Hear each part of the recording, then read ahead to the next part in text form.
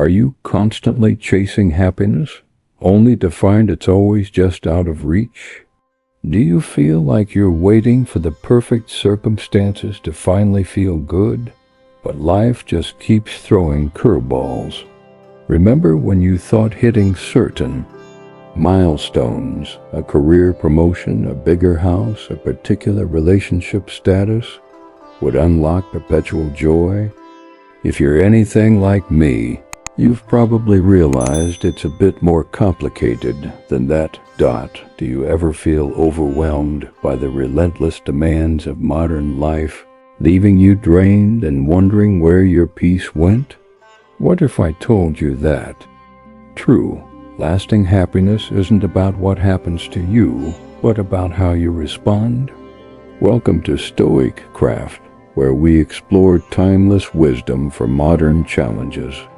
Today, we're diving deep into a powerful truth. Happiness isn't a stroke of luck. It's a deliberate choice, a daily discipline, and a profound act of self-mastery. We're going to equip you with the mindset and practical strategies to cultivate inner peace and strength, no matter what life throws your way. Happiness, a daily decision, not a fleeting mood. Many of us tend to view happiness like the weather, something that simply appears on a sunny day when all conditions are perfect. We tell ourselves, I'll be happy when my job is less stressful, or I'll finally relax when the bills are paid, or when my body looks a certain way, then I'll truly smile. But let's be honest, if that's our strategy, we're setting ourselves up for endless disappointment. Life, as we've all learned by now, is beautifully messy, inherently unpredictable, and often brutally unfair. The profound truth is that joy doesn't just spontaneously materialize out of nowhere. It's not a temporary mood that occasionally graces you with its presence. Instead, it's a conscious, intentional choice we make, moment by moment, every single day. Some mornings, sure, you'll wake up feeling light and optimistic. The sun will be shining, and things will seem to effortlessly align. But then there are those other mornings, the ones where you feel an inexplicable heaviness, a persistent tiredness, or just emotionally drained for no apparent reason. It's in precisely those challenging moments that your decision truly defines your day. Will you succumb to the weight of circumstance, allowing it to dictate your inner state? Or will you choose to rise, not because you feel an overwhelming urge to, but because you've deliberately trained yourself to do so? This distinction is crucial. It's the fundamental difference between those who passively drift through life and those who intentionally steer their own course. One group reacts to life. The other thoughtfully and powerfully responds. The ancient Stoics understood this concept with remarkable clarity. They taught that your true power doesn't lie in controlling what happens to you, but in how you choose to meet those experiences. Consider Marcus Aurelius, for instance. His profound meditations weren't penned during a leisurely vacation on a serene beach. He wrote them while governing a vast empire, navigating intense pressure and widespread chaos. Yet even amidst such turmoil, he consistently reminded himself, and by extension us, that the mind is its own place.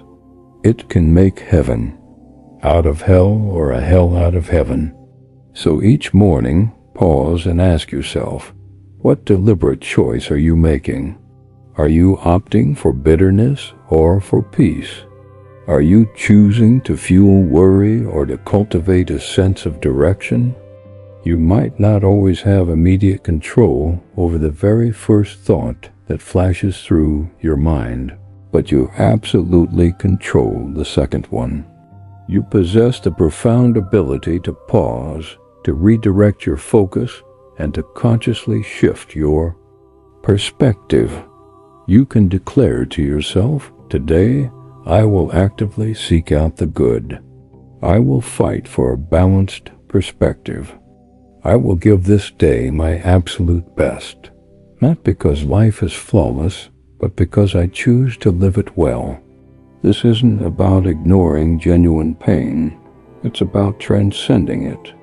It means looking at reality with clear eyes and still discovering valid reasons to smile. This isn't fake happiness or superficial joy. It's a steady, deeply rooted strength that asserts, no matter what unfolds, I retain ownership of my response. This powerful self-possession is what transforms ordinary individuals into true warriors of the mind. Because when you fundamentally shift your perception, viewing happiness as a conscious decision rather than an elusive reward, you cease passively waiting for joy to arrive and instead actively become its source. Start the day with intention. Your mind, especially in those precious first moments of the morning, is remarkably receptive, much like a sponge, wide open and absorbing everything around it. The tone you establish within those initial 5 minutes of waking doesn't merely influence your mood. It fundamentally dictates the trajectory of your entire day. And yet, sadly, most people habitually surrender that crucial moment without a second thought. They instinctively reach for their phone, immediately drowning themselves in a cascade of notifications, thereby opening the floodgates to everyone else's urgent demands, drama, and external noise. Just like that, they've relinquished control even before the day has truly begun. But here's a liberating truth you need to internalize. The world does not get to dictate how you feel. You do. And if you fail to claim those critical first few minutes with clarity and strength, the world will readily claim them for you, inundating you with fear, comparison, and endless distractions. This is precisely why initiating your day with intention is non-negotiable. It's not about obligation, but a profound act of self-respect. Because how you begin your day profoundly shapes how you show up, not just for others, but most importantly for yourself. Now, this doesn't imply you need an elaborate, perfect morning routine. You don't have to meditate for an hour or meticulously craft a novel in your journal. All you truly require is a mere 5 minutes. 5 quiet, honest minutes where you consciously affirm to yourself, I am in charge of this mind.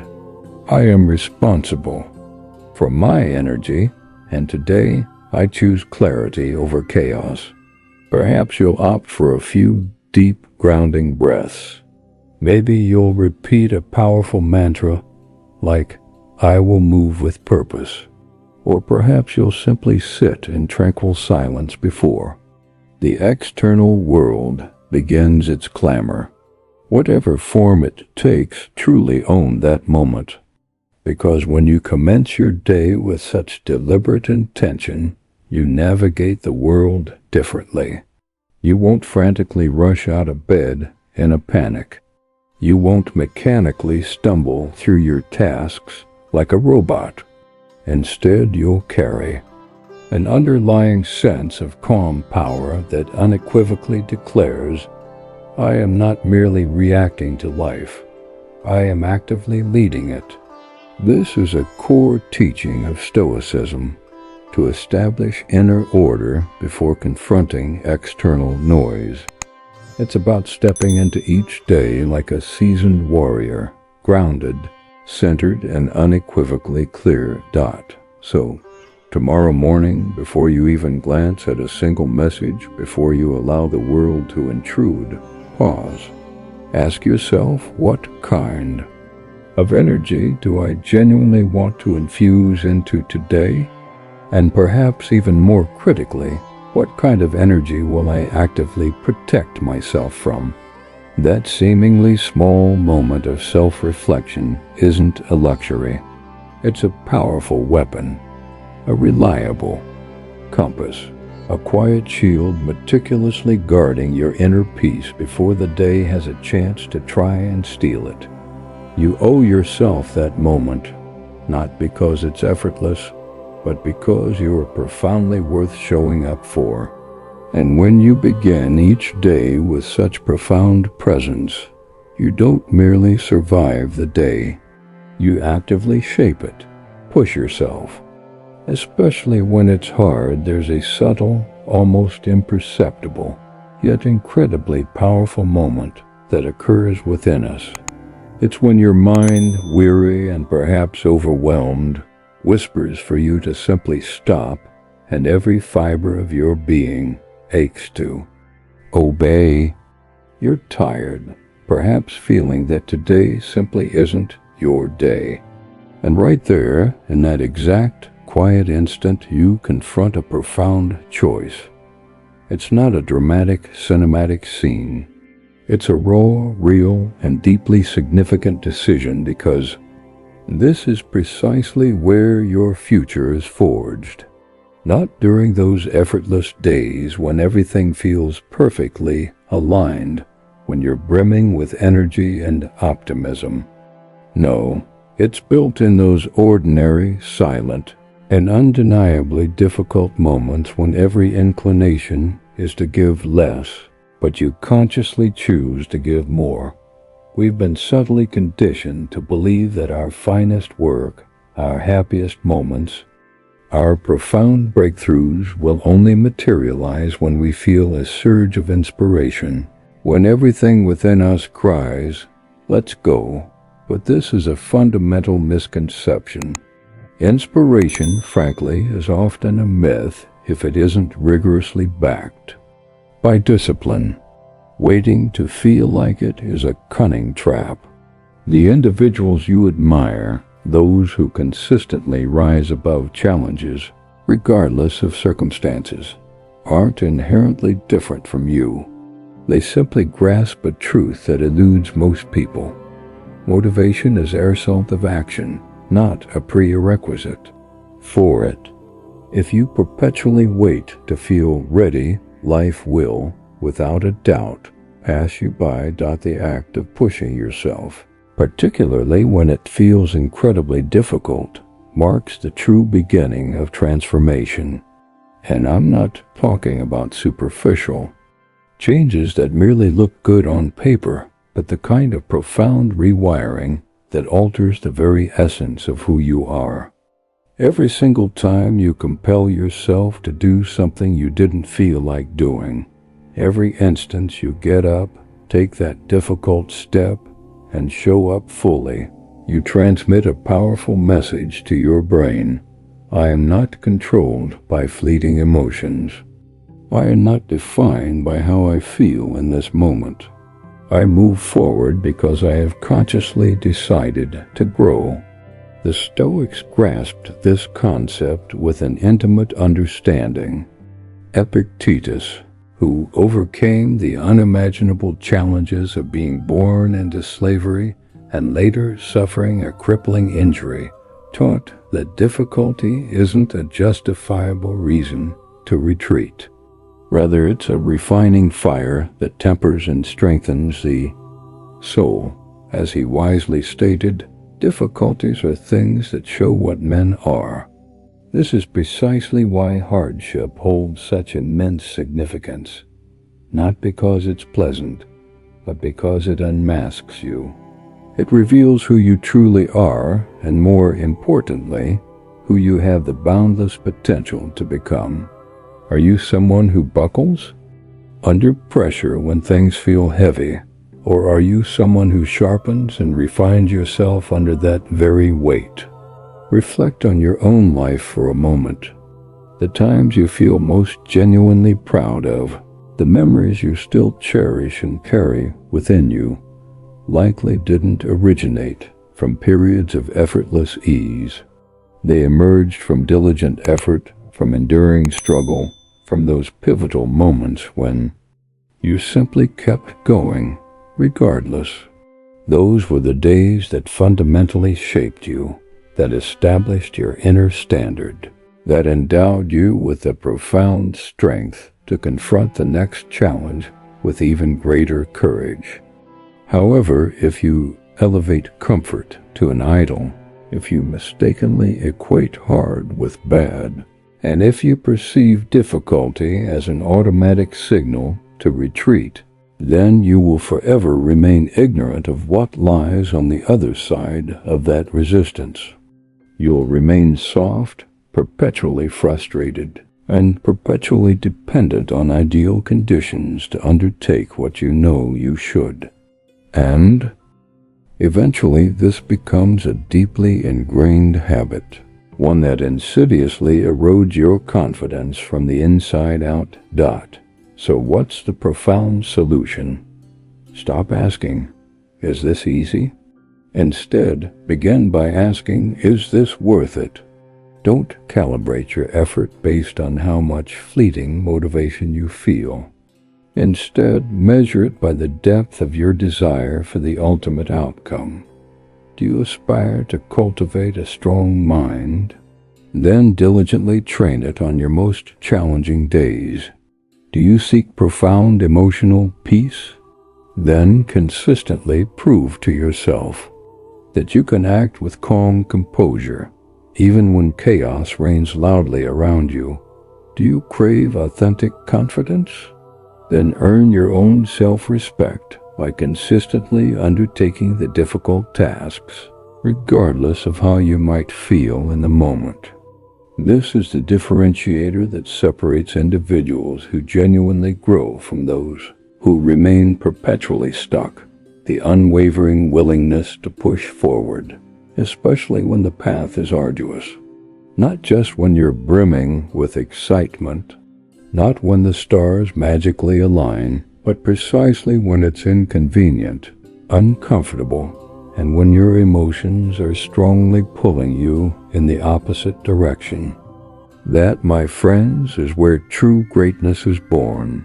Therefore, the next time you feel that profound heaviness, that insidious voice whispering, "Just skip today," actively lean into it. Acknowledge it, perhaps even smile at it, and then simply move forward anyway. Not because it's easy, but because that's the crucible in which genuine strength is forged. Act.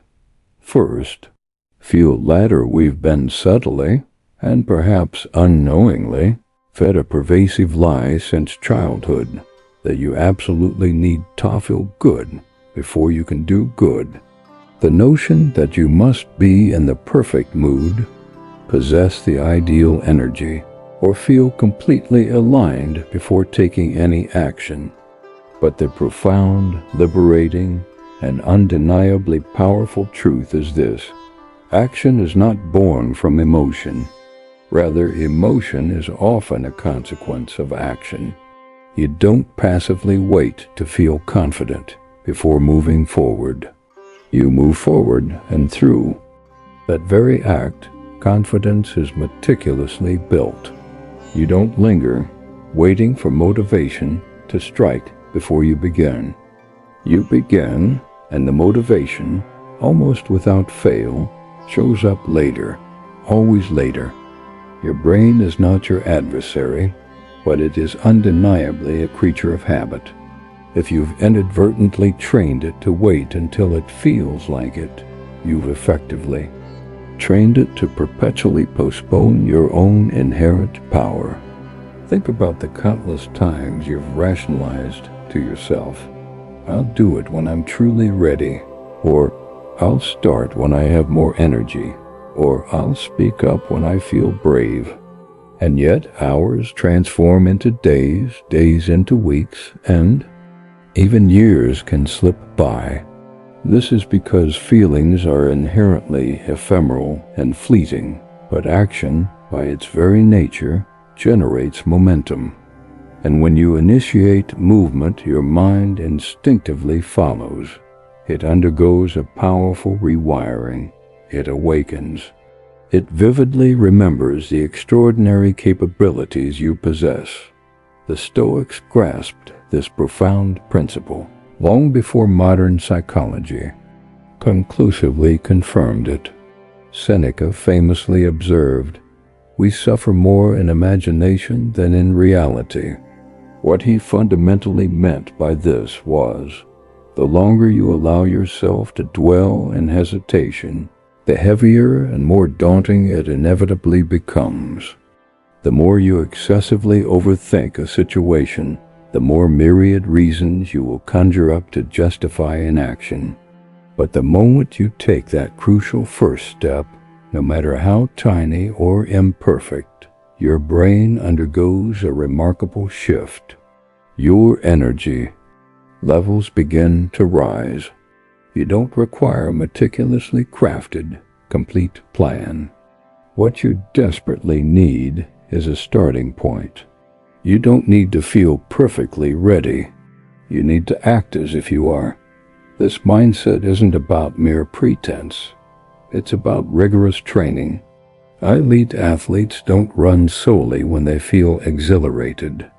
Accomplished writers don't write exclusively when inspiration magically strikes. Visionary leaders don't speak up only when they're 100% confident. They have meticulously trained themselves to consistently show up, regardless of their transient emotional state. And you, too, are entirely capable of cultivating the same discipline. It's not about innate talent or a specific personality type. It is, at its core, pure practice. The deliberate, consistent, and purposeful practice of action. So, the next time you find yourself feeling paralyzed or stuck, remember this crucial truth. That sensation isn't a signal to halt. It's an unmistakable signal to begin. Move your body. Write that single sentence. Make that difficult call. Just do one small thing, even if it feels insignificant. And then allow that initial motion to gently, yet powerfully, pull you forward. Do not sit there idly, passively waiting for your mood to miraculously change. Actively create the change through decisive motion. Action doesn't merely solve problems. It fundamentally transforms your identity. It serves as a powerful reminder to yourself, I am not helpless. I am not at the mercy of this emotion. I lead and my feelings follow. This is the essence of true emotional mastery. It's not about suppressing your emotions, but rather about refusing to be completely governed by them. You can fully acknowledge the internal resistance without blindly obeying it. You can honestly say, yes, I am tired. Yes, I feel anxious. And then add, and I am still going to move forward. That, my friend, is genuine power. That is profound maturity. That is the resolute mindset that constructs a life brimming with authentic joy and true freedom. A life not dictated by capricious mood swings, but one deeply rooted and unwavering inner discipline. So do not wait. Do not bargain with your brain. Do not negotiate your inherent greatness with transient feelings that will dissipate within minutes. Train yourself to act first and then observe with wonder as everything else begins to seamlessly shift into its rightful place. Your focus. Build your feelings. What you choose to focus your attention on inevitably expands. This isn't just some abstract philosophical concept. It's a verifiable principle of neuroscience. Your brain is equipped with a remarkable mechanism called the reticular activating system, RAS. Its primary function is elegantly simple: to filter the vast amount of information in the world and presents you with what aligns with your current focus. If your attention is predominantly fixated on problems, your brain, with unwavering efficiency, will meticulously highlight and bring to your awareness even more problems. If you dwell on what's lacking in your life, your ass will amplify every perceived flaw, every past failure, and every lingering fear. However, if you consciously direct your focus towards growth, towards emerging opportunities, and towards aspects of your life that are genuinely working, the world around you suddenly transforms its very shape. This isn't because the external world itself has undergone a change, but because you have done. It's astonishingly easy to fall into the insidious trap of complaint, to perpetually focus on what seems unjust, to ruminate endlessly on who wronged you, what went awry, or how much further you still have to go. But what truly does this accomplish? It solves absolutely nothing. It certainly doesn't energize you. On the contrary, it profoundly drains your vital energy. It subtly convinces you that you are helplessly stuck, that there is no conceivable way out. And once that disempowering narrative takes root in your mind, it flourishes like a relentless weed, suffocating clarity, extinguishing optimism, and dimming the light of hope. This isn't because life is inherently hopeless, but simply because your narrowed focus permits you to perceive nothing else. The Stoics, in their profound wisdom, warned us about this very phenomenon. Marcus Aurelius famously wrote, "The soul becomes dyed with the color of its thoughts." Your internal state is a direct reflection of what you habitually dwell upon. If you consistently replay old wounds, incessantly feed your frustrations, and perpetually anticipate the worst-case scenarios, then your emotions will undeniably align with that negative energy. But if you consciously practice shifting your gaze even ever so slightly, you begin to reclaim immense personal power. You start asking fundamentally different questions. Instead of, "Why is everything stacked against me?" you begin to inquire, "What can I still control in this situation?" Rather than, "Why is this happening to me?" you pivot to, "What strength is this experience actively building in me?" That subtle yet powerful shift in questioning matters far more than you can possibly imagine, because your feelings are a direct consequence of your focus. If you dedicate your entire day to obsessing over what's wrong, then no amount of external distraction, fleeting entertainment, or even monumental success will ever bring you genuine peace. You will remain perpetually unsettled, perpetually stuck. However, if you deliberately focus on possibilities, if you direct your attention to what is genuinely within your reach, what you are profoundly grateful for, and what you are actively building, then observe how dramatically your energy shifts. You don't require a perfect life to feel good. You simply require a better lens through which to perceive it. This is precisely where happiness transcends being merely a feeling and transforms into a cultivated skill. It's the acquired ability to skillfully redirect your mind when it begins to spiral downwards, to catch yourself when you inadvertently start fueling the wrong internal fire, and to assert with conviction, "Yes, there are difficulties, but I choose not to allow them to define my entire identity." That repeated conscious choice, made again and again, meticulously builds resilience. It cultivates emotional flexibility. It creates the vital internal space for you to rise, even when your external circumstances have yet to improve. So, the critical question becomes, what are you currently magnifying in your mind right now? What narrative do you relentlessly feed with your precious attention? Is it genuinely helping you grow, or is it merely keeping you trapped in fear?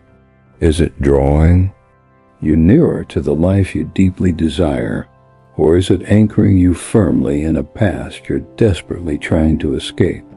You always possess the inherent power to shift your focus, not perfectly, and perhaps not every single time, but consistently.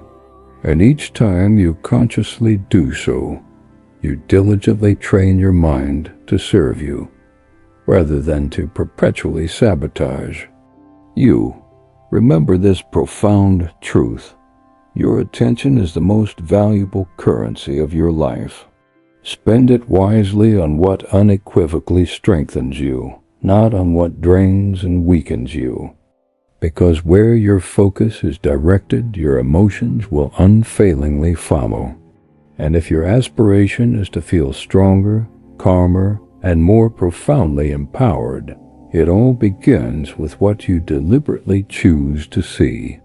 Feed your mind like you feed your body. If someone were to tell you they hadn't consumed any food in days, your immediate reaction would likely be one of concern for their health. You'd instinctively urge them that they need fuel, that the body simply cannot function optimally without proper nourishment. But here's the peculiar paradox. Most people grasp this fundamental truth on a physical level, yet they completely disregard it mentally. They meticulously feed their bodies 3 times a day, but then proceed to starve their minds for months on end. Worse still, they don't merely starve them. They actively pollute them with endless scrolling, with incessant drama, and with shallow content that neither uplifts, nor challenges, nor inspires. And then they express bewilderment as to why they feel perpetually stuck, emotionally drained, or utterly numb. What you mentally consume matters just as profoundly, if not more so, than what you physically eat. This is because your thoughts actively shape your perception. And your perception, my friend, constitutes your entire lived experience of life. It becomes irrelevant what is happening externally if your internal world is a maelstrom of chaos, anxiety, or deep disconnection. This is precisely why safeguarding your mental diet isn't a mere luxury. It is, in fact, an essential act of survival. It is a pathway to strength. It is what fundamentally differentiates those who are perpetually reactive from those who live with profound intention. You certainly don't need to immerse yourself in 10 books a month to adequately feed your mind. However, you absolutely need to consistently ask yourself, what am I deliberately putting into my head today? Is it merely noise, or is it genuine wisdom? Is it a torrent of complaints or a stream of constructive solutions? Is it idle gossip, or is it content that fosters authentic growth? You gradually, imperceptibly, yet inevitably become what you consistently consume.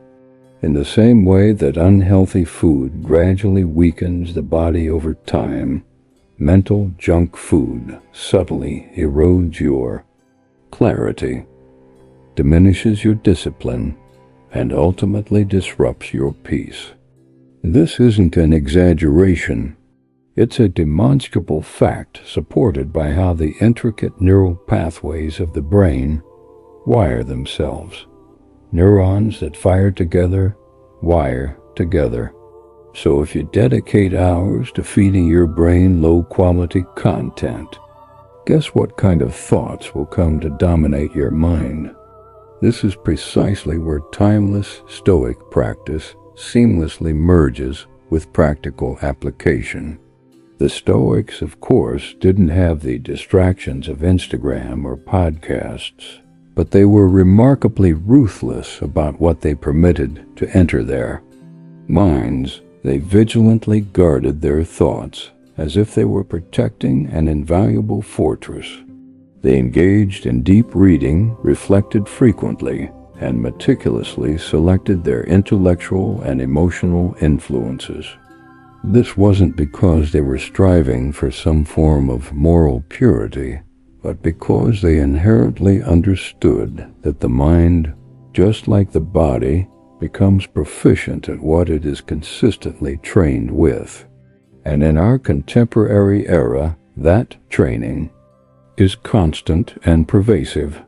Every scroll, every video consumed, every conversation engaged in, it is either subtly sharpening you or insidiously softening you. Therefore, cultivate the powerful habit of intentionally feeding your mind. Begin your day with something profoundly meaningful.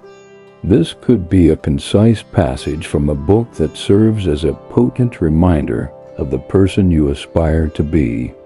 Perhaps it's a podcast that genuinely challenges your existing thought patterns, or even a conversation that deepens your understanding of yourself or the world.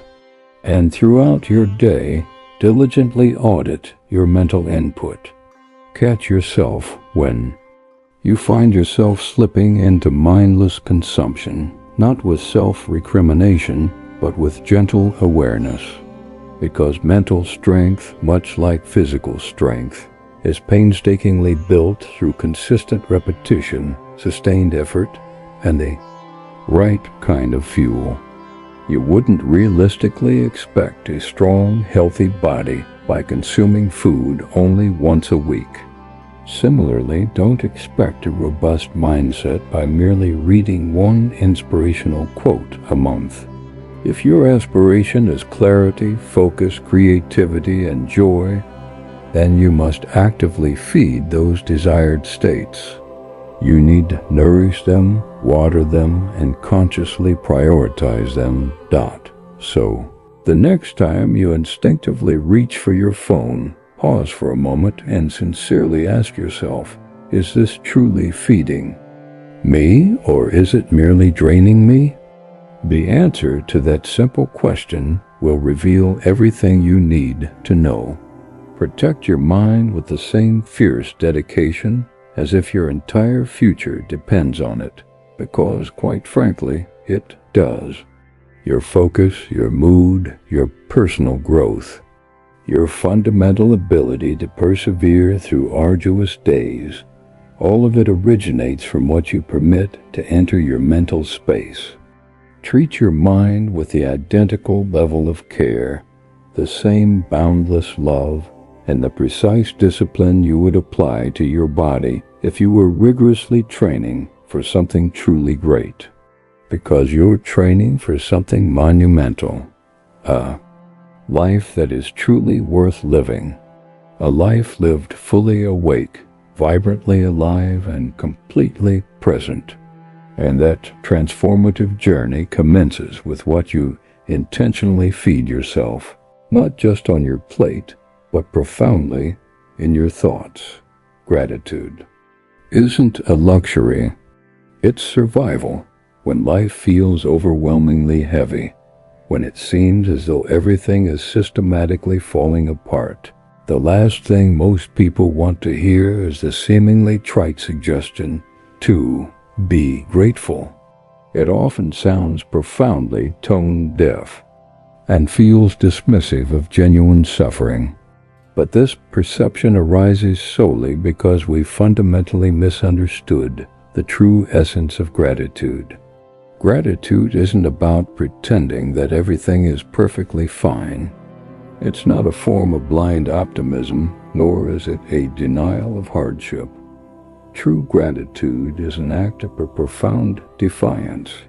It's an inner rebellion that firmly declares, I will not permit this pain to define the totality of this moment. It's not a luxury exclusively reserved for the good days. It's a crucial survival strategy for the absolute worst ones. The human brain is meticulously wired to detect threats. This inherent mechanism is precisely how it ensures your survival. However, in a contemporary world overflowing with pervasive negativity, that very same survival mechanism can devolve into something toxic. It can transform into an unending loop, incessantly scanning for what's wrong, perpetually replaying every single mistake, every perceived slight, and every nagging fear. And if left unchecked, this loop doesn't merely cloud your mood. It fundamentally alters your entire worldview. Suddenly, every single aspect of life feels like an insurmountable problem. And the more you exclusively focus on what is wrong, the more you tragically miss what is unequivocally right. Gratitude powerfully interrupts this detrimental cycle. It achieves this not by ignoring the difficult realities, but by firmly anchoring you in the undeniable truth of reality itself. Because no matter how arduous or challenging life becomes, there is always something, however infinitesimally small, that remains untouched by the struggle. It could be the simple act of breathing, a fleeting moment of profound silence, a hard-earned lesson you've learned, a person who genuinely cares about you, or even the beauty of a sunrise you didn't ask for, but received nonetheless. These aren't mere cliches. These are vital lifelines. When your mind is spiraling uncontrollably into the depths of stress or sadness, gratitude effectively brings you back to your center. It grounds you. It serves as a potent reminder. Yes, this hurts, but this pain is not everything. The Stoics integrated this practice into their daily lives with great consistency. They would reflect on what could potentially be lost, not to induce despair, but to cultivate a deeper appreciation for what they still possessed. Seneca, for instance, would extensively write about death and misfortune, not to instill fear in himself, but to sharpen his profound appreciation for everything he still had. That is the fundamental essence of gratitude. It's not merely about observing the good. It's about profoundly realizing its inherent fragility and then consciously choosing, again and again, not to take it for granted. You don't necessarily need a dedicated journal to practice gratitude, though it certainly can be a helpful tool.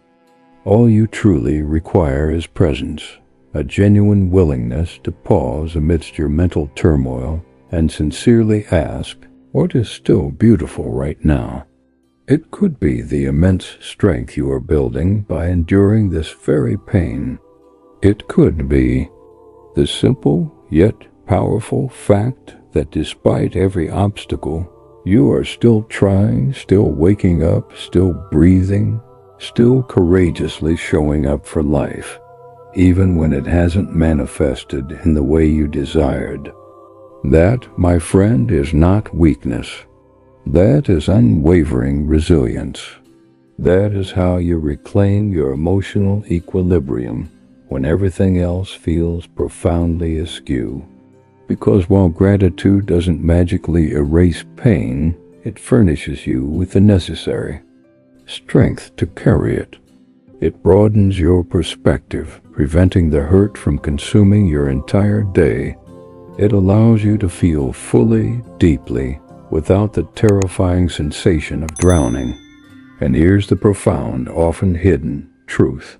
Individuals who consistently practice gratitude do so not because their lives are inherently easier. They do it because they have diligently learned how to navigate the difficult days with greater efficacy. They have meticulously trained themselves to discern glimmers of light even when darkness feels overwhelmingly loud. And in doing so, they have constructed an inner stability that no external circumstance can ever truly usurp. So, when life's clamor becomes deafening, when every impulse within you yearns to spiral into despair, pause. Look around you. Look deeply within yourself. And then name just one thing you are genuinely thankful for. One thing that still functions. One thing that still holds profound meaning. Articulate it aloud. Allow it to powerfully interrupt the incessant noise. And if you consistently engage in this practice, your nervous system will gradually begin to relax. Your thoughts will soften, and you will remember that even here, even now, you still possess unwavering access to an inner peace. Because gratitude isn't merely a pleasant, feel-good exercise. It is a potent form of mental armor. And in a world that constantly pressures you to fixate on what is missing, gratitude is your most formidable weapon to fight back. Your habits shape your emotions. People operate under the misconception that their mood is something that simply happens to them, much like the weather. Some days it's good, some days it's bad, and they often feel completely at a loss as to why. However, the truth is far more straightforward and infinitely more empowering. Your emotions don't emerge from a vacuum. They are meticulously shaped, day by day, by the cumulative effect of your actions, the routines you consistently follow, and the subtle signals you transmit to your brain, moment by moment. Your habits aren't merely about optimizing productivity. They are, in fact, the very bedrock of your emotional state. This is precisely why, when your established habits unravel, your emotional equilibrium frequently follows suit. You don't need some convoluted 10-step ritual to feel better. What you truly need are the fundamental basics, the kind of essential practices that most people regrettably overlook. Are you adequately hydrating yourself throughout the day? Are you consistently moving your body, even if it's just for a brief period?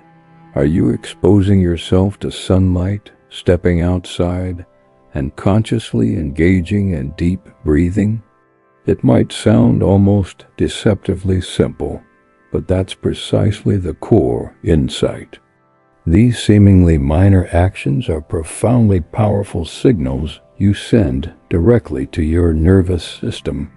They convey to your brain, I am safe, I am engaged, I am alive. And when you neglect these fundamental needs, your body doesn't just experience physical fatigue. Your mind also begins to gradually shut down. Consider this. When you consistently skip meals, overconsume caffeine, maintain an erratic sleep schedule, or stare at your phone for hours on end without proper breaks, what is the inevitable outcome? You don't merely feel physically worse. You begin to experience profound emotional instability. You become more reactive, less patient, and prone to negativity. You feel a distinct sense of disconnection from your authentic self. And then, quite often, you mistakenly attribute these feelings to your job, your relationships, or your external circumstances, when in reality, it is your daily choices that are quietly, yet powerfully, shaping your entire internal world. This is where genuine emotional intelligence truly blossoms, not from grand, sudden breakthroughs, but from steadfast consistency. The Stoics were intimately familiar with this principle. They embraced a life of discipline, not because they were fixated on absolute control, but because they understood the profound, undeniable connection between the body and the mind. A calm, well-ordered life invariably leads to a calm, well-ordered mind. Conversely, an undisciplined body frequently gives rise to chaotic thoughts and unpredictable emotions.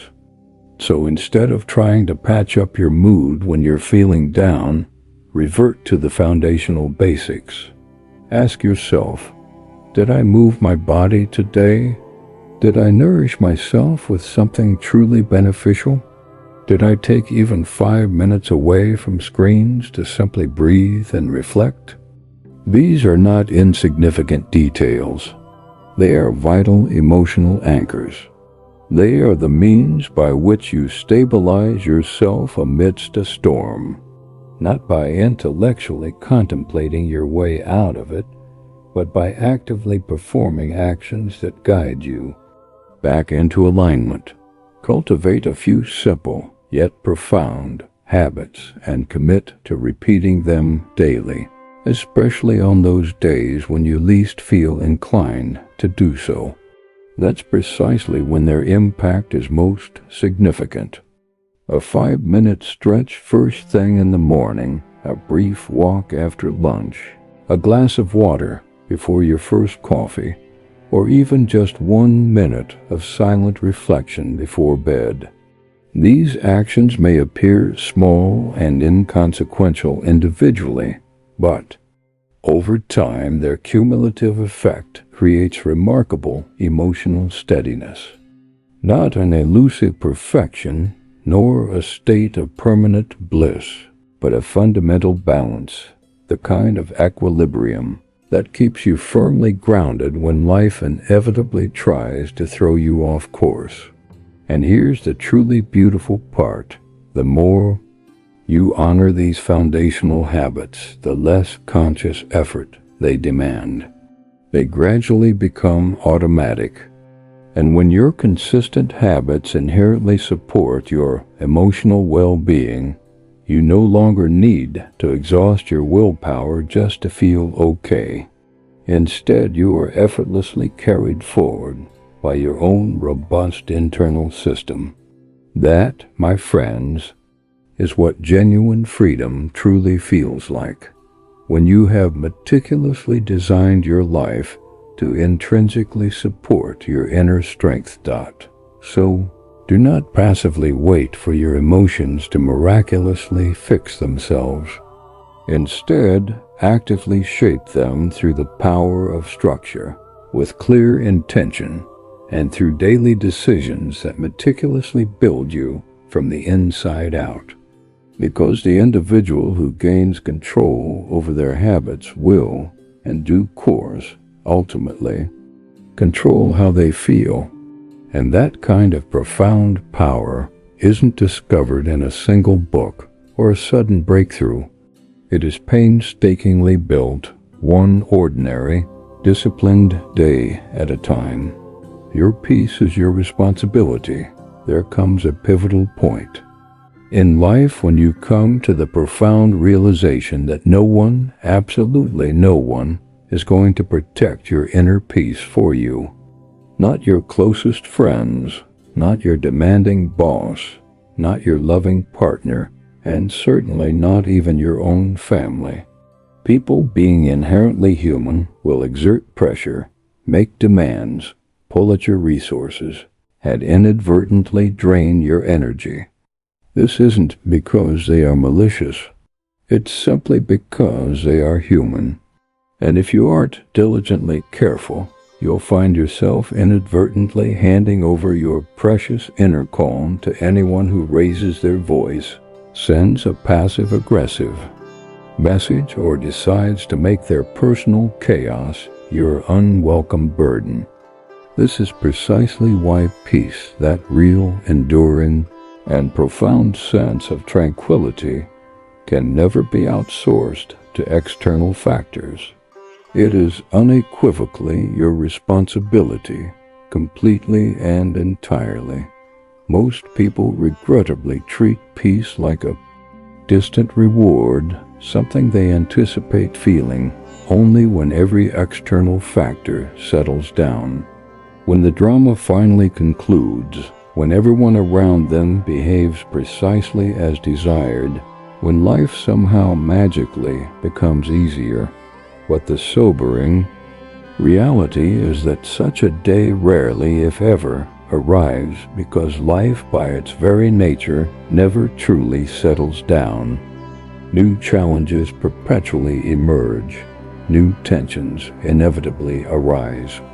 And if you are perpetually waiting for peace to be bestowed upon you, you will spend your entire life reacting to everyone else's unending storms. The Stoics, remarkably, did not experience peaceful lives in the conventional, external sense. They lived through periods of war, endured persecution, and faced the harsh realities of exile, profound loss, and deep betrayal. Yet they meticulously practiced peace as a rigorous discipline, an internal fortress meticulously constructed through perspective, firm boundaries, and an unwavering clarity about what truly mattered. Epictetus, who possessed every conceivable reason to harbor bitterness due to his own arduous life, taught a timeless truth. No one can genuinely disturb your peace unless you willingly grant them access. And that profound truth, sadly, is one that modern life still largely fails to impart. You don't attain peace by attempting to flee from chaos. You achieve peace by meticulously building it within chaos. This necessitates learning the power of saying no, not as an act of aggression, but as a fundamental act of profound self-respect. It means consciously stepping back from futile arguments that lead nowhere. It means gracefully letting go of individuals who consistently treat your peace as if it were disposable. It means steadfastly refusing to endlessly explain yourself to those who are resolutely committed to misunderstanding you. It means establishing clear boundaries, not with the intention of pushing people away, but to diligently safeguard the sacred internal space where your mind can breathe freely and your core values can thrive without external interference. And yes, let's be honest, this is an incredibly challenging undertaking because you will inevitably face judgment. You might be labeled as cold, selfish, or distant, but you must then critically ask yourself, who is uttering these criticisms, and do they perhaps benefit from the erosion of your personal boundaries? Genuine peace often discomfits those who profit from your habit of people-pleasing. However, that is unequivocally not your burden to carry. Your paramount responsibility is not to ensure everyone else's comfort. Your responsibility is to remain deeply rooted, utterly clear, and fundamentally whole, so that when life inevitably shakes, you do not crumble along with it. This is the very essence of emotional adulthood. It is a powerful realization that no one is coming to rescue your peace.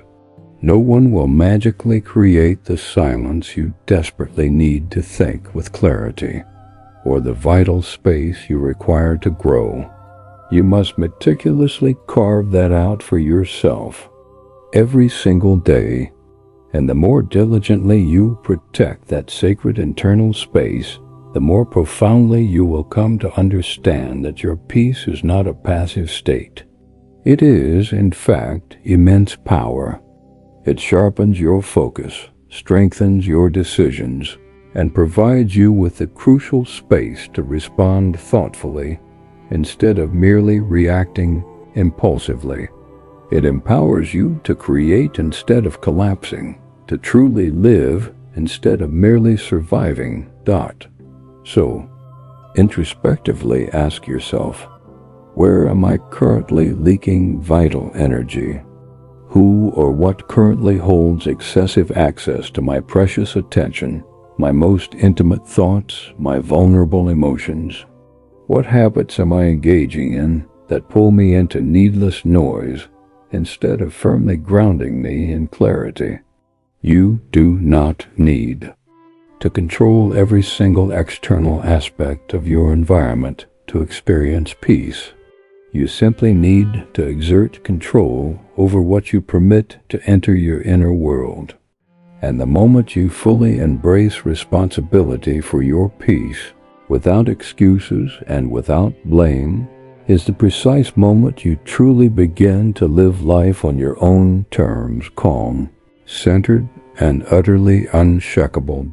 Train your brain to think better. Most people labor under the assumption that their thoughts are simply fixed, automatic, and entirely random. They tend to believe that whatever thought spontaneously pops into their mind is, by default, the absolute truth. But here's where the wisdom of the Stoics and the insights of modern neuroscience remarkably align. Your brain is inherently trainable. Thought is not a preordained destiny. It is a meticulously formed habit, and like any other habit, it possesses the remarkable capacity to be shaped, refined, and consistently upgraded. The fundamental problem, however, is that most people never truly bother to critically question their own thinking. They uncritically accept every fear, every judgment, and every negative story their mind generates without pausing to ask, is this thought even genuinely real? Is this thought actually serving me? We exist in a world that subtly, yet relentlessly, trains us to overthink rather than to think with clarity, to ruminate endlessly instead of engaging in thoughtful reflection, to catastrophize rather than to analytically assess. That, my friends, is not a sign of intelligence. It is a profound state of mental chaos. If your desire is to live with genuine peace, with unwavering strength, and with profound clarity, you absolutely must rewire the fundamental way your brain responds to the tapestry of life. This doesn't imply that you will magically banish all fear, doubt, or anger from your experience. Rather, it signifies that those powerful emotions will no longer be in the driver's seat of your life. You will be in control. Let's be clear, your brain is, at its core, a sophisticated survival machine. It is constantly, vigilantly scanning your environment for potential threats. While this mechanism is undeniably useful in genuine emergencies, in the context of daily life, it means your default settings are inherently tuned towards negativity. You instinctively notice what's missing, what's wrong, what could potentially go awry. And if you don't consciously interrupt this habitual loop, you will find yourself living in a perpetual state of quiet panic, even when there is objectively nothing genuinely wrong. This is precisely why deliberate mental training is not an optional extra. It is the sole pathway to regaining profound control over your inner world. The Stoics were undisputed masters of this practice. They engaged in something called premeditatio, a lorem which involved systematically visualizing worst-case scenarios. Their purpose wasn't to induce fear, but to meticulously prepare their minds and build unwavering resilience through the power of reason.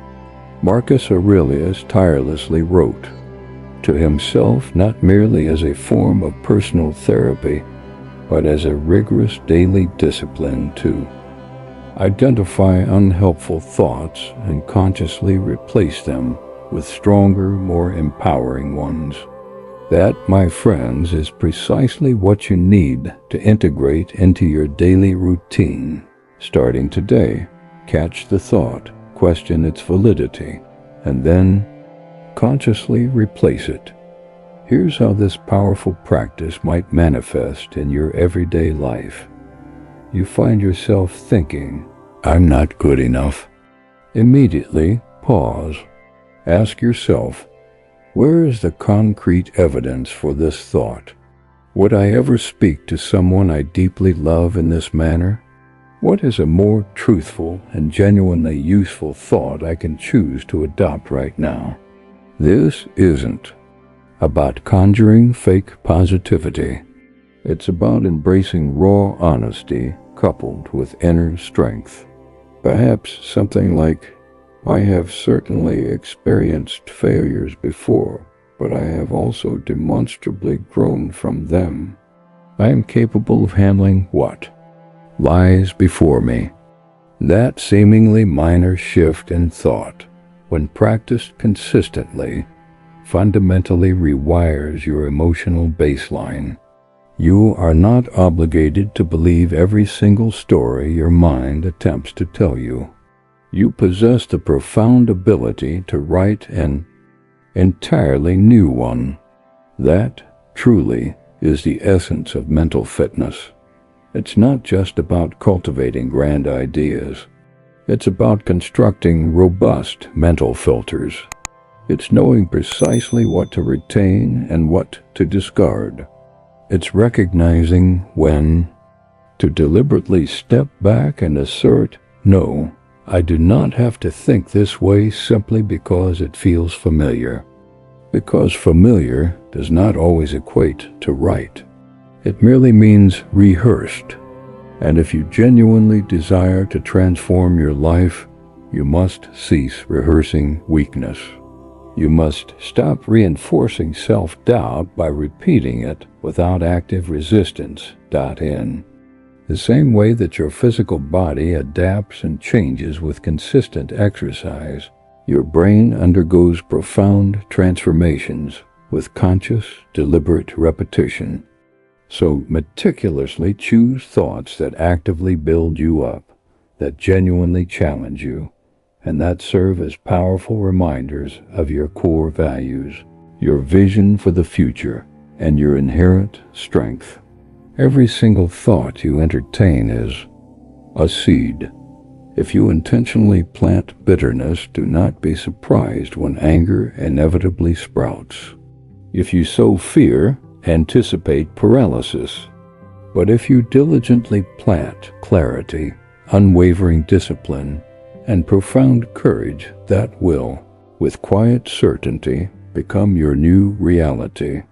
Slowly and perceptibly, yet incredibly powerfully. Therefore, starting today, cease being passive with your mind. Train it. Shape it. Teach it to think in ways that consistently serve your peace, rather than insidiously stealing it. That is precisely how you cultivate emotional invulnerability, not by attempting to avoid difficult feelings, but by becoming inherently stronger than the very thoughts that attempt to break your spirit. Don't chase the feeling. Build the habit. There's a rather pervasive and potentially dangerous idea circulating within the self-help landscape, the notion that you absolutely need to feel inspired to act.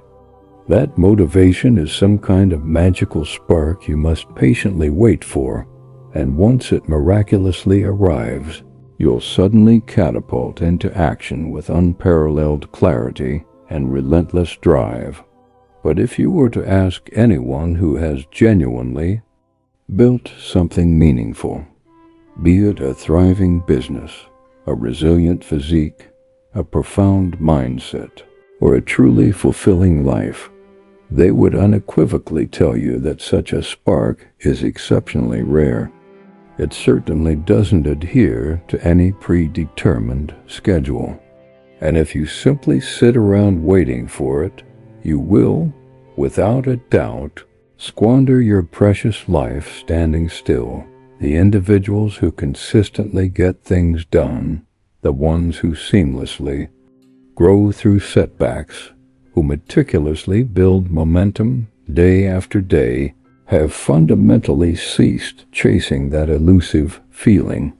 Instead, they have intelligently begun building unbreakable habits.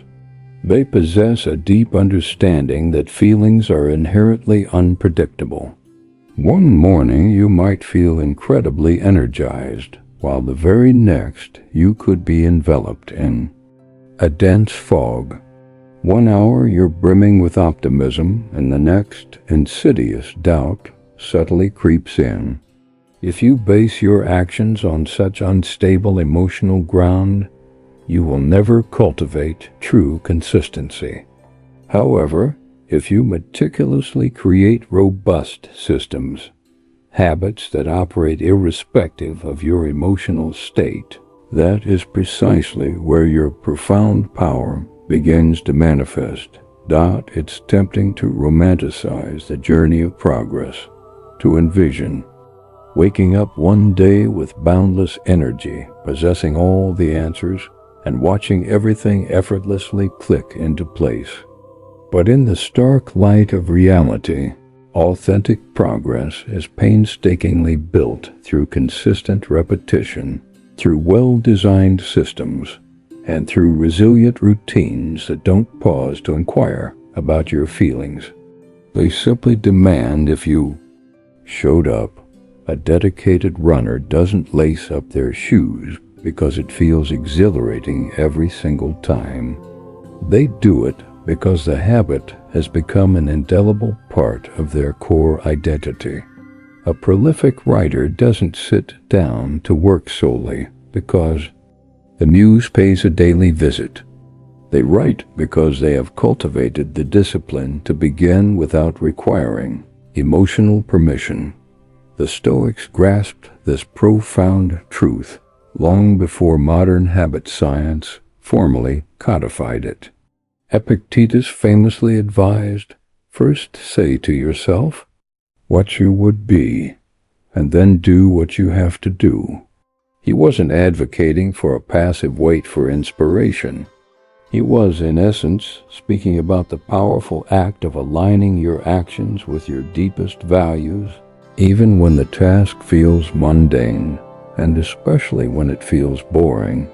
Because that, my friends, is the very forge where character is meticulously crafted, not in fleeting moments of passionate inspiration, but in countless moments of quiet, consistent repetition without external applause. Here's the unvarnished truth. If you perpetually chase after motivation, you will find yourself in an endless pursuit, always needing more of it. It's akin to a drug. Its effects are temporary and will inevitably wear off.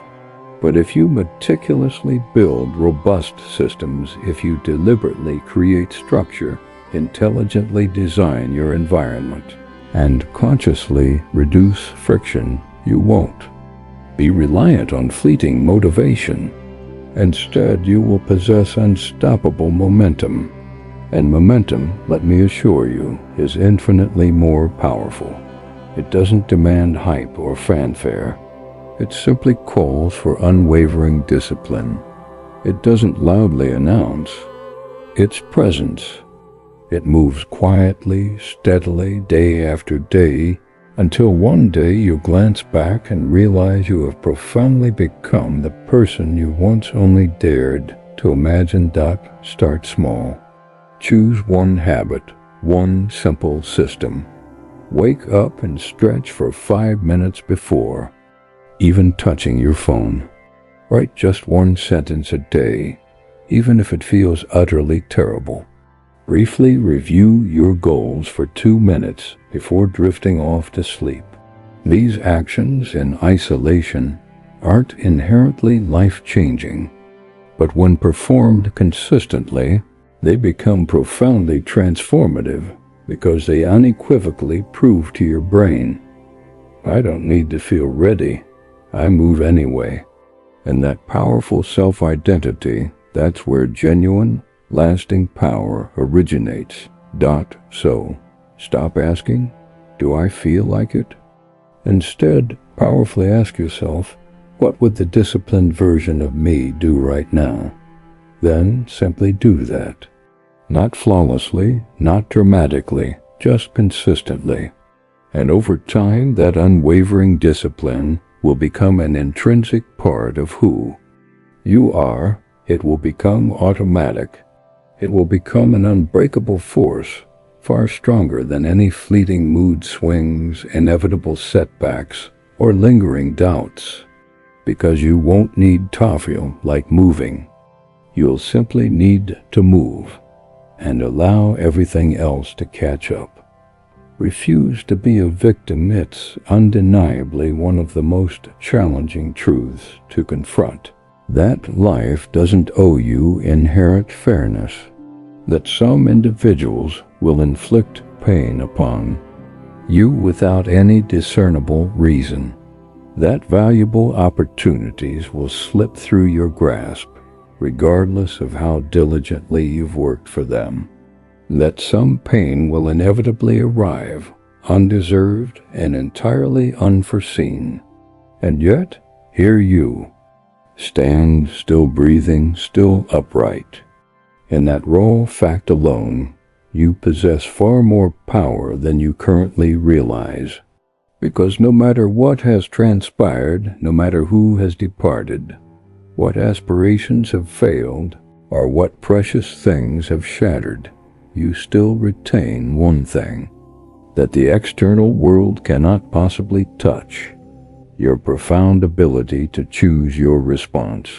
That, in essence, is the perennial lesson the Stoics relentlessly impart.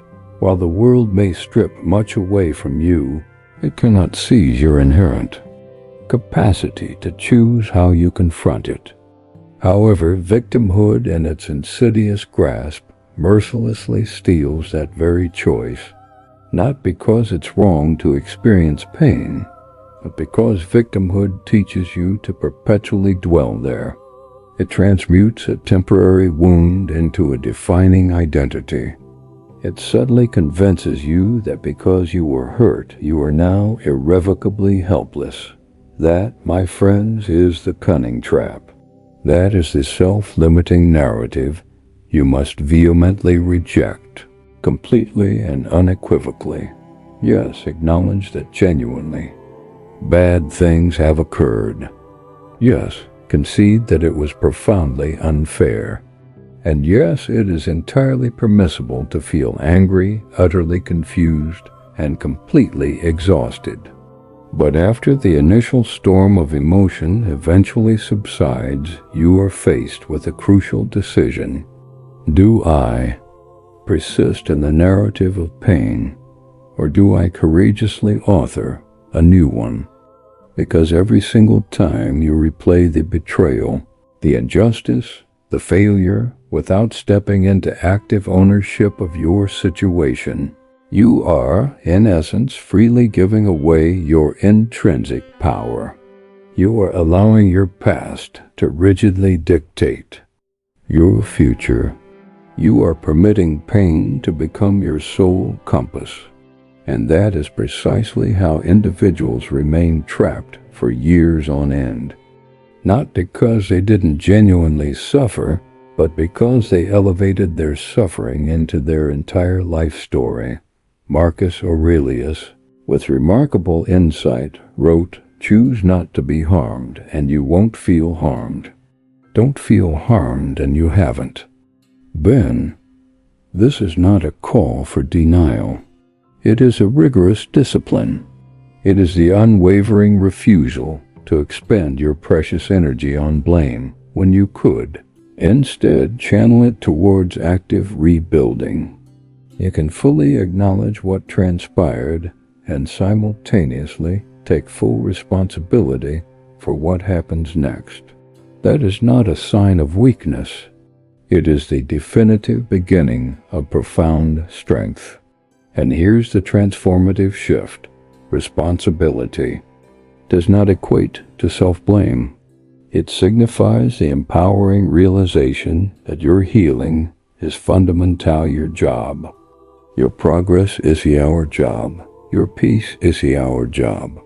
No one is coming to rescue you. And that, rather than being a cause for sorrow, is a profound truth to wholeheartedly embrace.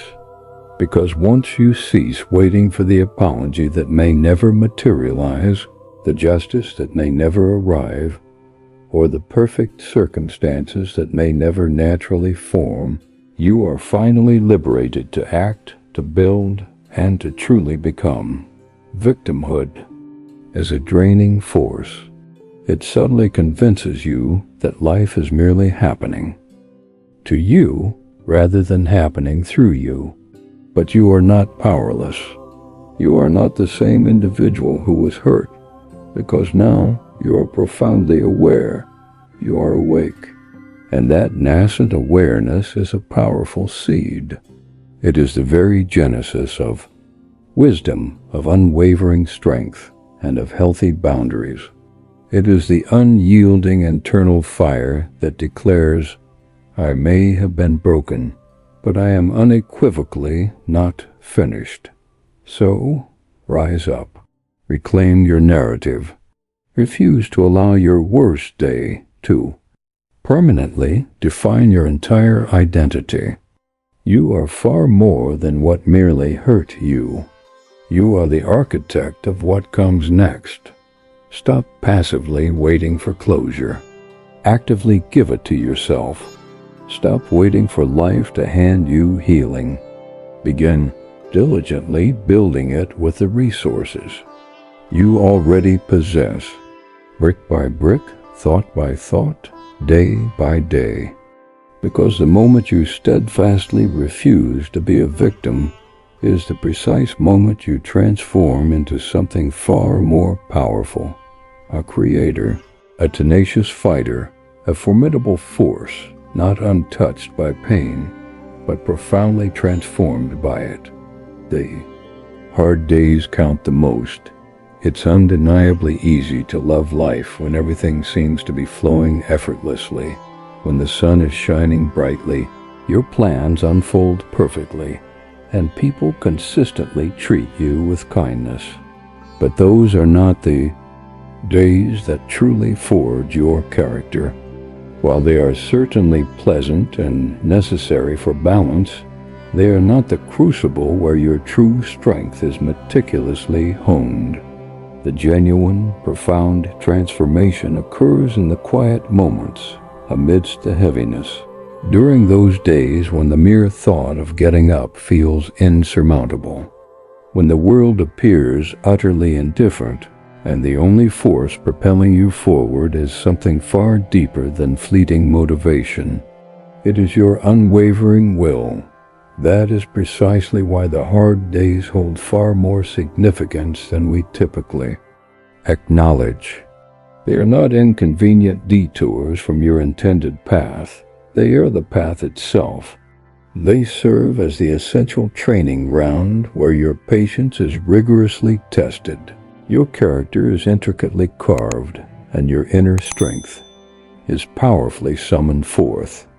They reveal to you who you truly are, not the polished version you present to others, but the raw, honest, unfiltered self that emerges when life strips away every layer of comfort. And that unvarnished version, that, my friends, is the one that possesses profound power. The Stoics didn't merely prepare for adversity. They actively welcomed it.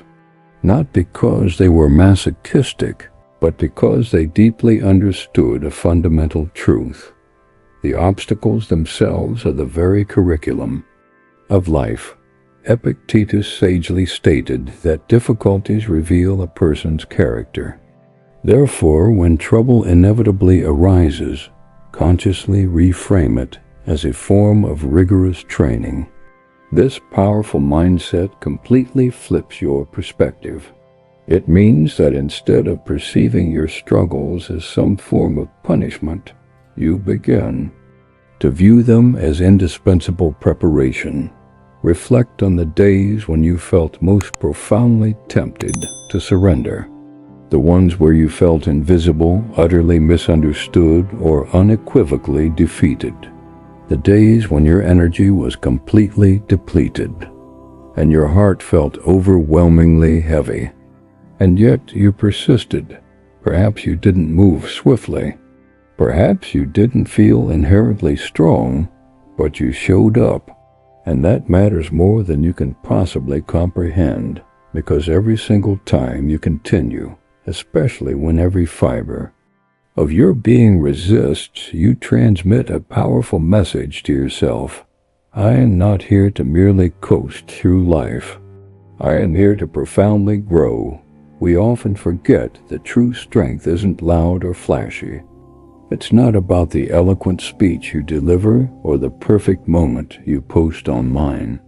It is quiet, deeply private, and profoundly internal.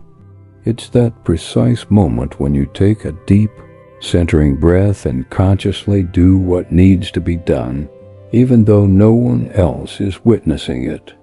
It's the calm, deliberate choice made in the tumultuous eye of a storm.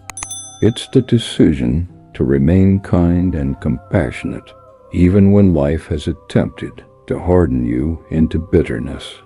It's the unwavering act of getting back up, not just once, but every single time you fall.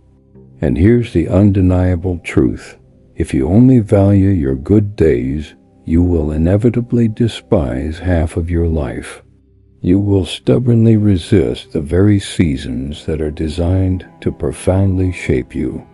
But when you learn to genuinely appreciate the difficult days, not for how they feel, but for the invaluable lessons and growth they impart, you unlock something truly powerful. You cease fighting against the natural process of life. You stop passively waiting for things to become easy. You begin to deeply understand that pain is not the antithesis of growth. It is, in fact, growth in disguise. So the next time you awaken with that persistent heaviness, that mental fog, that aching sensation in your spirit, remember this crucial truth. Precisely this, is the day that counts the most. This is the day that profoundly matters. Not because it's enjoyable, but because how you choose to meet this particular day will resonate and echo through every subsequent day that follows. Your future self is observing how you handle this very moment. And when you push through, even gently, even slowly, you are essentially providing that future self with an even stronger foundation to stand upon. Honor your hard days. Allow them to meticulously do their vital work. Let them shape you, challenge you, and deepen you in ways you can scarcely imagine.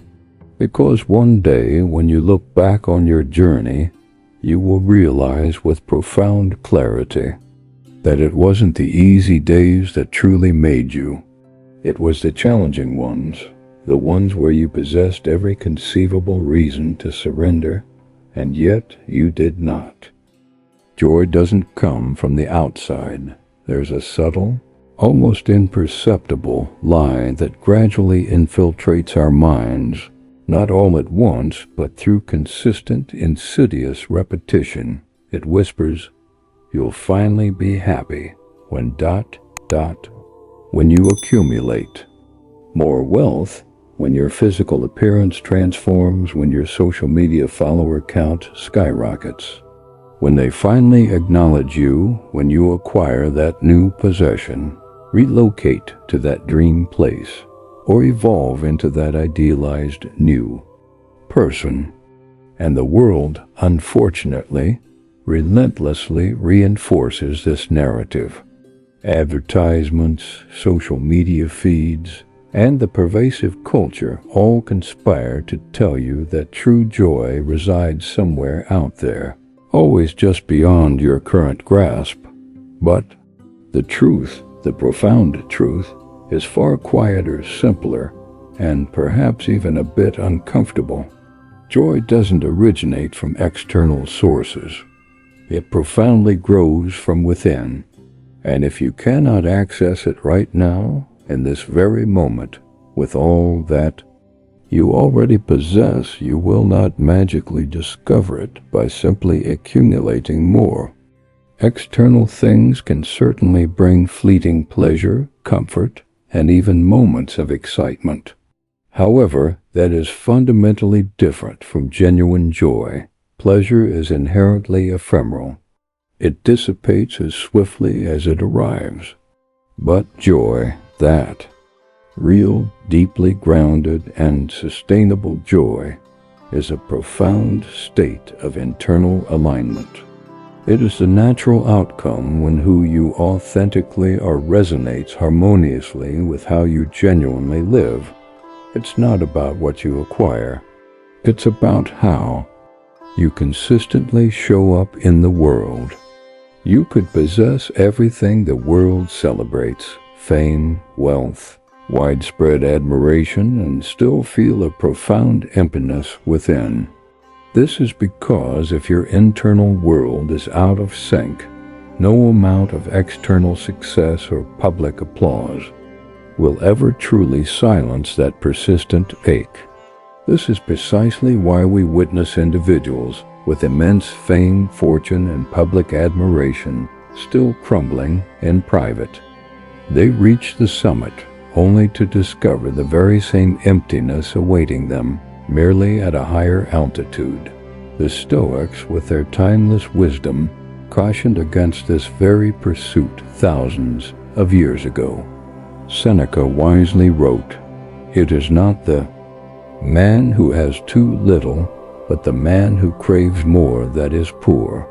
This is because when you relentlessly chase joy through external acquisition, you are perpetually feeding an insatiable appetite that will, by its very nature, never truly be satisfied.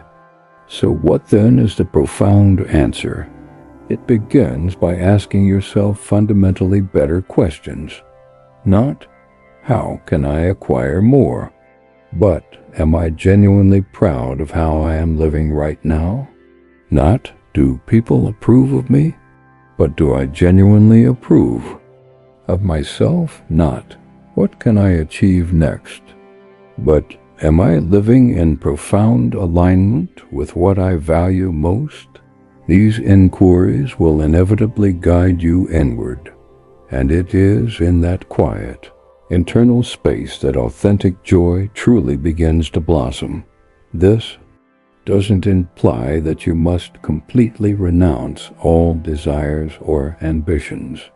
It simply means you cease assigning them the impossible task of providing ultimate fulfillment. Go ahead, purchase that desired item, set that ambitious goal, build the life you envision. But do not, for a moment, confuse these external actions with the attainment of true peace. Do not expect the next achievement to miraculously perform the crucial internal work you may have been avoiding, because genuine peace and profound purpose are not delivered to you. They are meticulously developed from within. Begin with simple conscious alignment. Are your daily actions consistently aligned with your core values? Are your words a genuine reflection of your truth?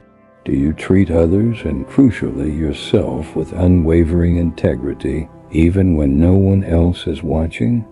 If the answer, even subtly, is yes, then you are already tapping into something far deeper than momentary happiness. You are diligently building a robust foundation of joy that will not shatter every time life unleashes a storm dot. And here's what is truly remarkable. Once that profound inner alignment is established, external things paradoxically become even more enjoyable. This is because they are no longer burdened with the impossible responsibility of providing your happiness.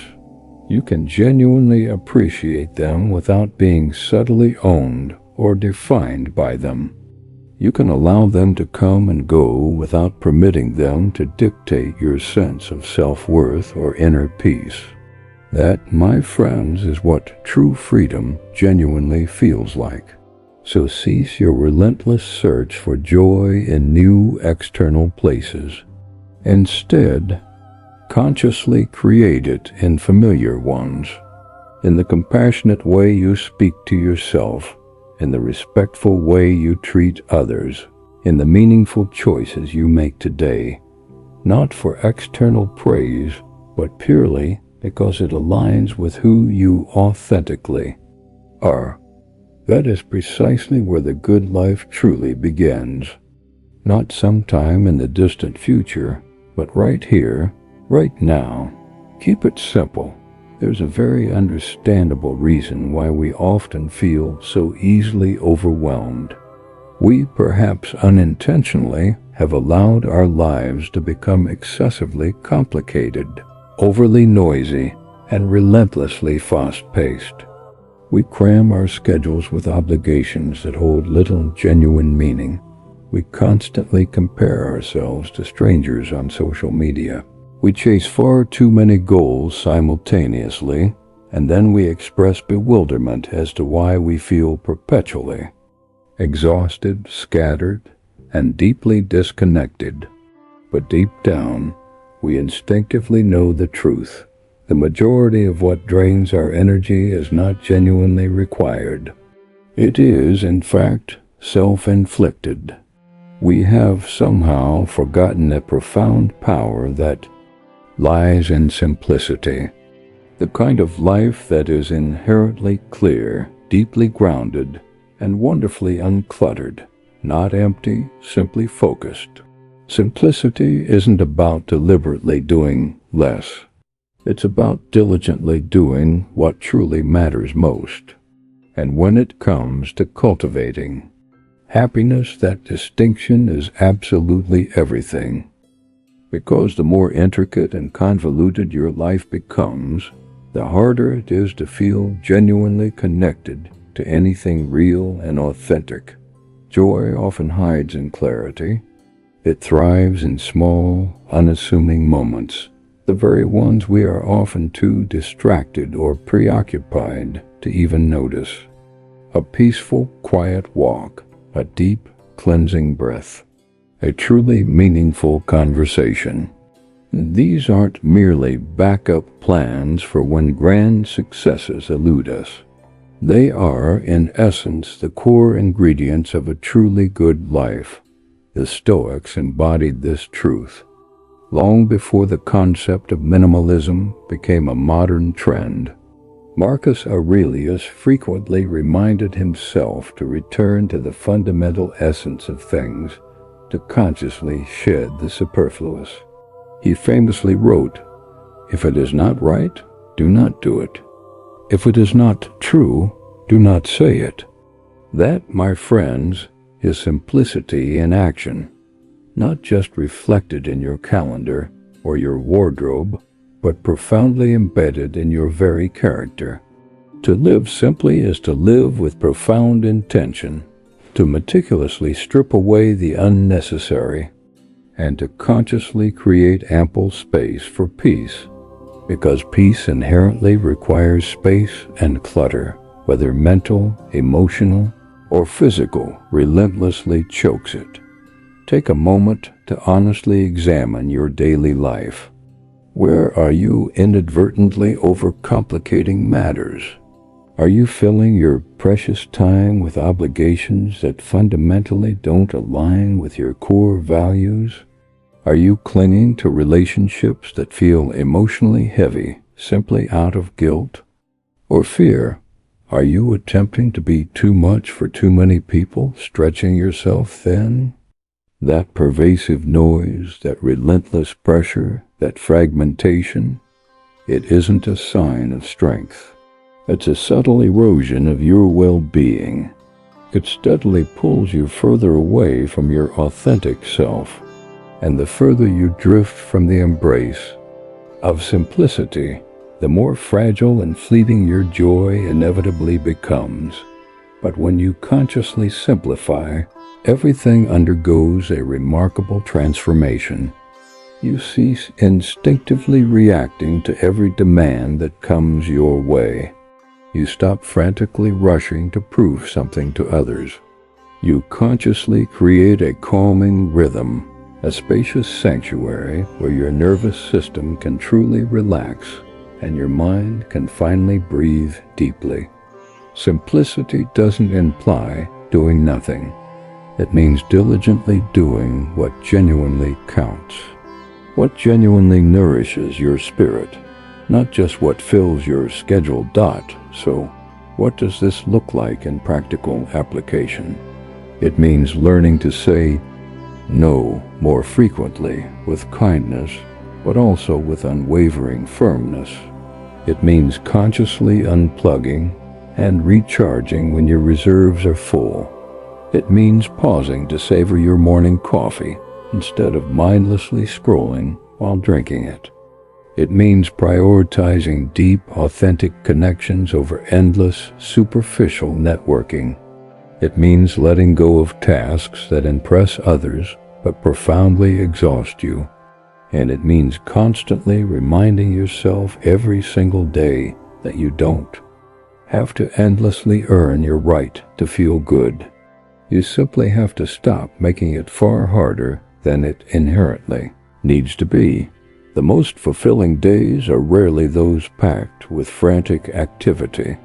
They are instead the days where you felt a profound sense of calm, where you were fully present, truly human.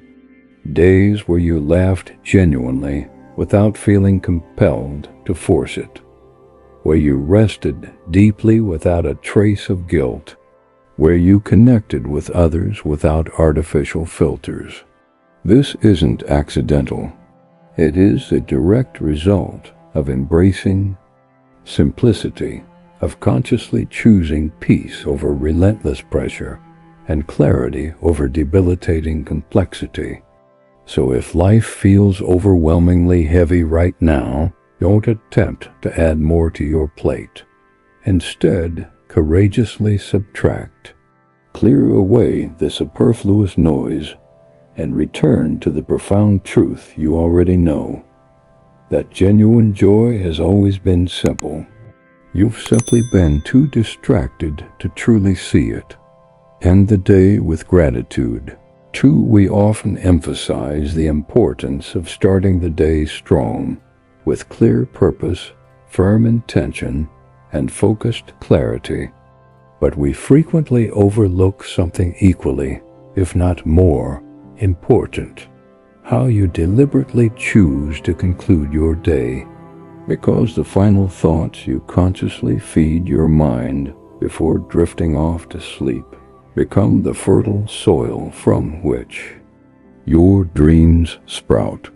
They intricately shape your nervous system. They determine whether your rest is deeply restorative or frustratingly restless, whether your mind gently settles into tranquility or relentlessly spirals into worry. This is precisely why ending your day with genuine gratitude isn't merely a pleasant feel-good habit. It's a powerful strategy, a crucial form of emotional and mental closure, a way of affirming to yourself, even if today wasn't absolutely perfect, it still held profound significance. Your mind, by its very nature, tends to cling to what went awry. It compulsively replays the awkward interaction, the missed task, the words you wish you had articulated differently. And without conscious intervention, it transforms those seemingly small moments into weighty, burdensome narratives. This is precisely why practicing gratitude at night is so incredibly vital. It doesn't magically erase what went wrong, but it powerfully balances it. It allows you to zoom out and gain perspective. It serves as a potent reminder that your day wasn't solely composed of stress, noise, and imperfection. It also encompassed moments of growth, tangible progress, a conversation that sparked new insights, A quiet moment where you maintained your composure when you felt like snapping, or a conscious breath you paused to take amidst the chaos. Stoics profoundly understood the significance of daily self-reflection. Epictetus, for instance, encouraged his students to meticulously review their day each evening, not with self-shame or harsh judgment, but with gentle, mindful awareness. He would prompt them to consider, what did I execute well today? What aspects can I genuinely improve upon tomorrow? Did I consistently live in accordance with my core principles? These questions were not designed as punishments.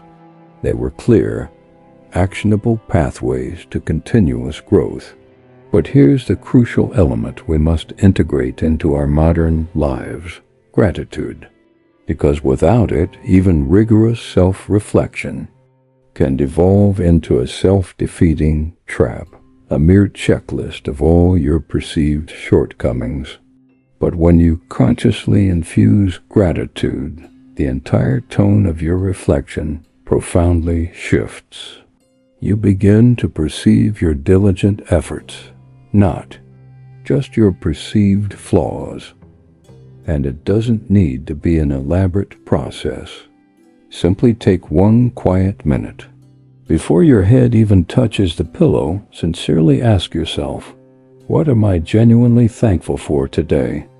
Don't focus on grand, monumental achievements.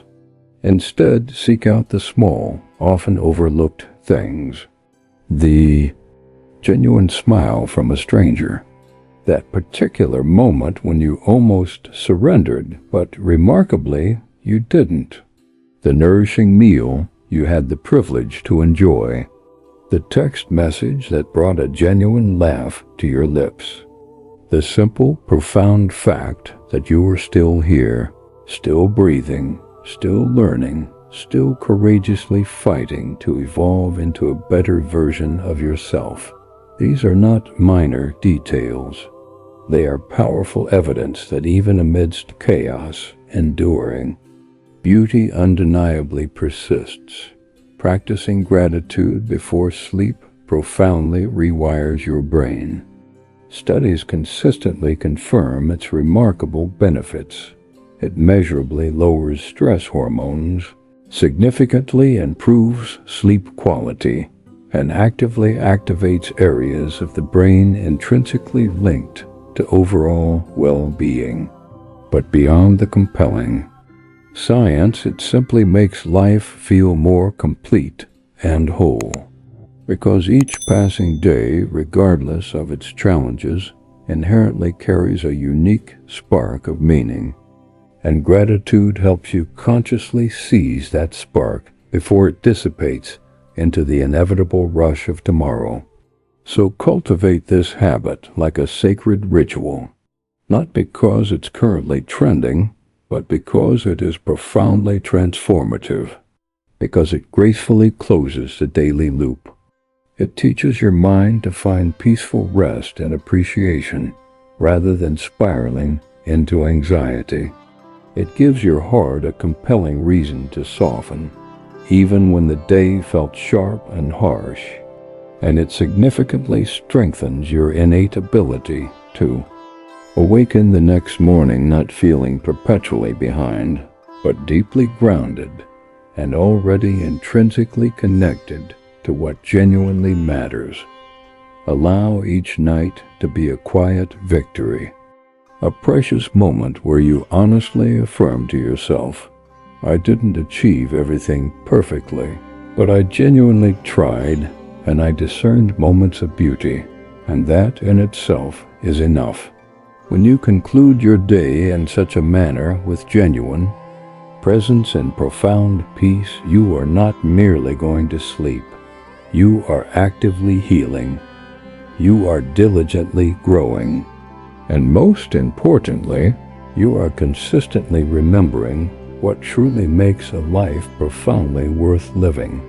Happiness isn't an enigmatic mystery. It is a tangible practice. a daily, quiet rebellion against the relentless forces of chaos, constant distraction, and the pervasive temptation to passively wait for life to become perfect before you grant yourself permission to experience joy. It doesn't necessitate immense wealth, nor does it demand external applause. It is not the ultimate outcome of having every aspect of your life meticulously figured out. Rather, it is the profound result of consistently showing up for yourself, day after day, amidst the mess, within the ordinary, and in the quiet solitude that most people desperately try to evade. What we have meticulously uncovered in this discussion is elegantly simple, yet undeniably challenging. Your happiness is not an external entity waiting to be discovered. It is actively being built right here, right now, in the very fabric of how you think, how you move, how you respond to life's inevitable challenges, and how compassionately you treat yourself when no one else is observing. It resides in the deliberate way you initiate your morning with clear intention and gracefully conclude your night with heartfelt gratitude. It is intrinsically woven into the habits you consciously choose, the boundaries you courageously enforce, and the thoughts you diligently train your mind to entertain. Happiness, that true and authentic kind of happiness, is meticulously forged through consistent repetition, not through blind luck. And perhaps that is the most profoundly empowering truth of all. You do not need to ceaselessly chase some distant, idealized version of life to feel genuinely better. You simply need to embrace full responsibility for how you choose to live this day. Because when you consistently show up with unwavering discipline, with profound presence, and with undeniable courage, you will begin to experience a quality of joy that does not hinge on external circumstances. It emanates from the magnificent person you have chosen to become. So if you are weary of waiting, of perpetually hoping that someday you will finally feel truly whole, let this serve as your powerful call to action. Do not chase the fleeting feeling. Instead, meticulously build the system, construct the robust structure, forge the resilient mindset, and then observe with quiet astonishment how, slowly but undeniably surely, your life begins to profoundly shift. Not because external circumstances suddenly became easier, but you became inherently stronger. If this episode has helped you perceive happiness from a fresh perspective, if it has offered you even a single compelling reason to reclaim your invaluable peace, please do not keep this powerful message to yourself. Share it generously with someone who you believe truly needs to hear it. Leave a comment below, subscribe to StoicCraft, and let's keep this vital message alive. Because the world doesn't require more noise. It desperately needs more individuals who are quietly, yet powerfully, choosing joy, even when the path is incredibly challenging. And if that person is you, then you are already winning.